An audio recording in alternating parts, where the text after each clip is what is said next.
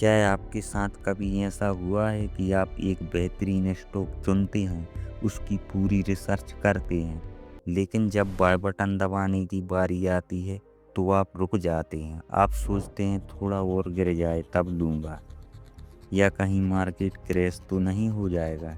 देखते ही देखते वो स्टॉक 20% ऊपर निकल जाता है और आप बस हाथ मलते रह जाते हैं। साइकोलॉजी में इसे कहते हैं एनालिसिस पैरालिसिस, यानी कि इतना ज़्यादा सोचना कि आप कोई फैसला ही ना ले पाएं। आज के इस वीडियो में मैं रोहित आपको बताऊंगा कि कैसी यह मानसिक बीमारी आपके पोर्टफोलियो को बर्बाद कर रही है और कैसे आप इससे बाहर निकलकर एक सफल ट्रेडर या इन्वेस्टर बन सकते हैं। सोशल मीडिया पर हाल ही में एक कहानी बहुत वायरल हुई है।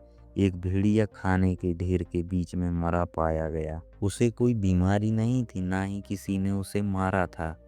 वह मरा क्योंकि उसके सामने दो विकल्प थे। बाईं ओर एक आसान शिकार था और दाईं ओर एक बड़ा और तंदुरुस्त शिकार। वह बार बार गर्दन ही घुमाता रहा, सुरक्षा चुनूं या बड़ा फायदा। और इसी दुविधा में उसने खुद को जकड़ लिया और दम तोड़ दिया।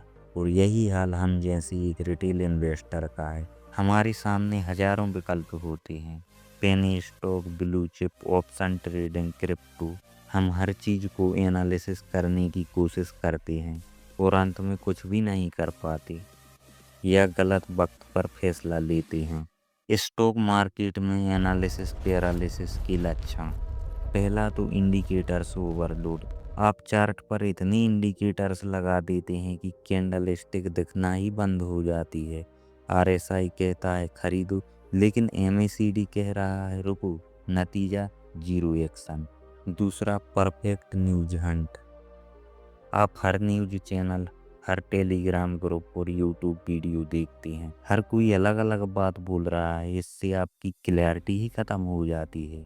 तीसरा वेटिंग फॉर द बॉटम। आप सोचते हैं कि जब भी निफ्टी 50 500 पॉइंट गिरेगा तभी एसआईपी शुरू करूंगा, लेकिन मार्केट कभी आपके हिसाब से नहीं चलता। यह खतरनाक क्यों है? Compounding graph vs inflation. Opportunity cost. जब आप सोचने में 6 महीने निकाल देते हैं तो आप सिर्फ रिटर्न नहीं खोते, आप कंपाउंडिंग की शक्ति खो देते हैं। Regret trading. जब आप किसी मौका खो देते हैं और फिर उसी स्टॉक को ऊपर के भाव पर फोमो में आकर खरीदते हैं, तब आपके फंसने के चांस 90% बढ़ जाते हैं। तो अब सवाल आता है, इस जाल से बाहर कैसे निकलें? अगर फंडामेंटल्स अच्छे हैं और टेक्निकल चार्ट और सपोर्ट दिख रहा है तो एंट्री लीजिए। परफेक्शन की तलाश छोड़िए। 50-70% का फॉर्मूला। अगर आपको किसी ट्रेड में 70% भरोसा है तो एक्शन लीजिए। 100% कंफर्मेशन स्टॉक मार्केट में कभी नहीं मिलता। अगर आप 100% शेयर होने का इंतजार करेंगे तो मौका हाथ से निकल चुका होगा। तीसरा नियम, ऑटोमेशन। यदि आप बार बार सोचने की बीमारी से बचना चाहते हैं तो डिसीजन को ही खत्म कर दीजिए। एसआईपी शुरू कीजिए। मार्केट ऊपर जाए या नीचे, आपका पैसा इन्वेस्ट होता रहेगा। याद रखिए, दुनिया में कोई भी इन्वेस्टर हर बार सही नहीं होता।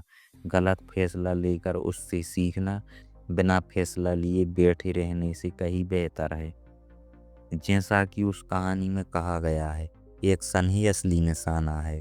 अगर आपको यह वीडियो मददगार लगा है तो इसे उन दोस्तों के साथ शेयर करें जो शेयर खरीदने से पहले 100 बार सोचते हैं। चैनल को सब्सक्राइब करना ना भूलें, क्योंकि यहाँ हम फाइनेंस को जटिल नहीं आसान बनाते हैं। मैं रोहित, मिलते हैं अगले वीडियो में। जय हिंद।